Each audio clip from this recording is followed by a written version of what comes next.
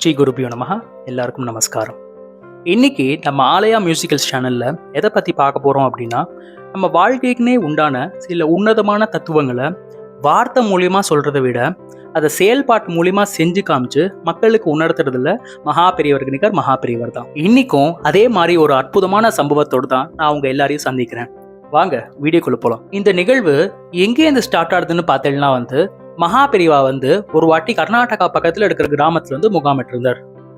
அப்பேற்பட்ட மகானவர் அவர் ஒரு இடத்துல முகாமிட்டிருக்காருன்னா அவரை பார்த்து அவர்கிட்ட ஆசீர்வாதம் வாங்குறதுக்கு எவ்வளோ பேர் திரண்டு வருவான்றது நம்ம எல்லாருக்குமே தெரிஞ்ச விஷயம் தான். ஸோ இந்த நிகழ்வுலையும் அதே மாதிரிதான் அப்பேற்பட்ட மகானை பார்த்து அவர்கிட்ட ஆசீர்வாதம் வாங்குறதுக்காக எக்கச்சக்கமான கும்பல் திரண்டு வந்திருந்தது. அந்த கும்பல்ல கசங்கி போன சட்டையோடும் மூஞ்சி பூரா அசதியோடும் 2 இளைஞர்கள் அப்பேற்பட்ட மகானோட கண் பார்வை எப்படியாவது நம்ம மேல பற்றாதான்னு ஏங்கி தவிச்சிட்டு இருந்தனர். எதிர்பார்க்காத நேரத்துல ஆசீர்வாதம் வழங்குறதுல மகா பெரியவருக்கு ஈடு மகா பெரியவா தான் சொல்லணும்.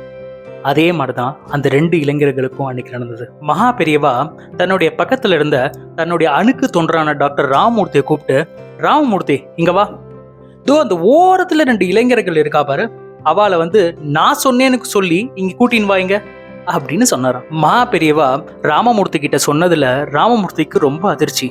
என்னடா இது, மகா பெரியவர் சந்திக்கிறதுக்காக எக்கச்சக்க பேர் நிறைய செல்வந்தர்கள் எல்லாமே லைன்ல இருக்கும்போது எதுக்கு மகா பெரியவா இந்த 2 இளைஞர்களை சந்திக்கிறதுக்கு மட்டும் இவ்வளோ ஆர்வம் காட்டுறா அப்படின்னு ரொம்ப குழப்பமும் இருந்தது. அதே சமயத்துல அதிர்ச்சியாகவும் இருந்தது. அவ பார்க்கவும் ரொம்ப கசங்கி போன சட்டையும் அவ மூஞ்சி ஃபுல்லா தோய் ஓடியும் காணப்பட்டார். இருந்தாலும் மகா பெரியவா ராமமூர்த்தி கிட்ட ஒரு வார்த்தை சொல்லிட்டா. இருந்தாலும் அவரால் தட்ட முடியுமா, மகா பெரியவரே சொல்லிட்டா. அதனால அரை மனதோட அந்த ராமமூர்த்தி அந்த 2 இளைஞர்களையும் இங்க மகா பெரியவா கூப்பிட்டான்னு கூட்டின்னு வந்தா. உடனே அந்த 2 இளைஞர்களும் மகா பெரியவரை சந்தித்து ஆசீர்வாதம் வாங்குறதுக்காக பக்கத்துல வந்துட்டா. பக்கத்துல வந்த அந்த 2 இளைஞர்களை மகா பெரியவா பார்த்துட்டு, குழந்தைகளே இங்க உட்காருங்கோ அப்படின்னு சொன்னார். அவ 2 பேரும் உட்கார்ந்ததுக்கு அப்புறம் மகா பெரியவர் வேதத்திலேருந்து சில கேள்விகளை அவர் முன்னாடி கேட்டார். பக்கத்துல இருந்த எல்லாருமே இவா 2 பேருக்கு என்ன தெரிய போகுது அப்படின்னு ஏளனமா பார்த்தாங்க. ஆனா இவங்களாம் நினைச்சதுக்கு மாறாக அங்க நடந்ததோ ஒரு பெரிய ஆச்சரியம்.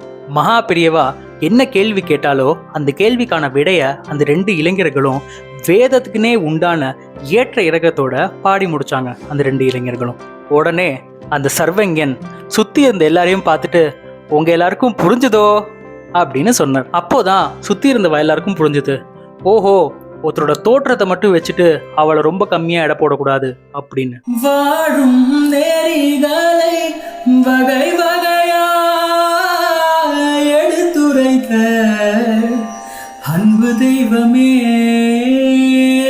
வேதத்தின் விழுதாக வேதியர்களை வழி நடத்தும் வேந்தே மகா பெரியவா பெரியவா, ஜகத்தினை காக்க வந்த ஜகத்குருநாதா சகலமும் நீயே சந்திரசேகரா, ஜகத்தினை காக்க வந்த ஜகத்குருநாதா சகலமும் நீயே சந்திரசேகரா சந்திரசேகரா.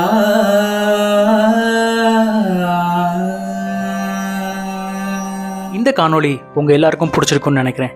இதே மாதிரி இன்னொரு அற்புதமான பதிவோடு உங்களை நான் கூடிய விரைவில் சந்திக்கிறேன். அதுவரை உங்களிடமிருந்து விடைபெறுவது உங்கள் ஆலயா மியூசிக்கல்ஸ்.